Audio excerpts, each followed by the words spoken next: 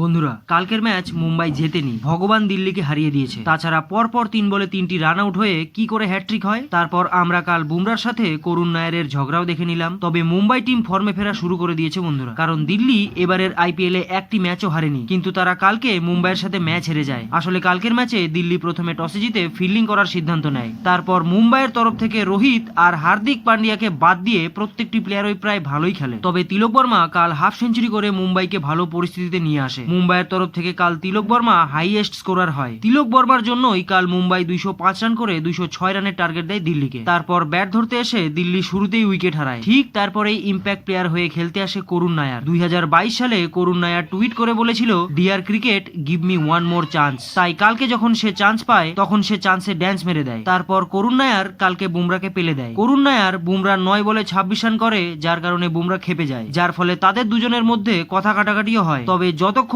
করুণ নায়ার মাঠে উপস্থিত ছিল ততক্ষণ দিল্লি ম্যাচেই ছিল, কিন্তু করুণ নায়ারের আউট হওয়ার পর দিল্লির প্রত্যেকটি প্লেয়ারই ফেল মারছিল। আর এর একমাত্র কারণ ছিল মুম্বাইয়ের ইম্প্যাক্ট প্লেয়ার করণ শর্মা। করণ শর্মা কাল দিল্লির 3 উইকেট নিয়ে দিল্লির কোমর ভেঙে দেয়। তারপরেও দিল্লি ম্যাচ জিততে পারত, কিন্তু 19তম ওভারে 3টি back to back run out হয়ে দিল্লি অল আউট হয়ে যায়, যার কারণে মুম্বাই ফিল্ডিং এর জন্য 12 রানে ম্যাচ জিতেই যায়।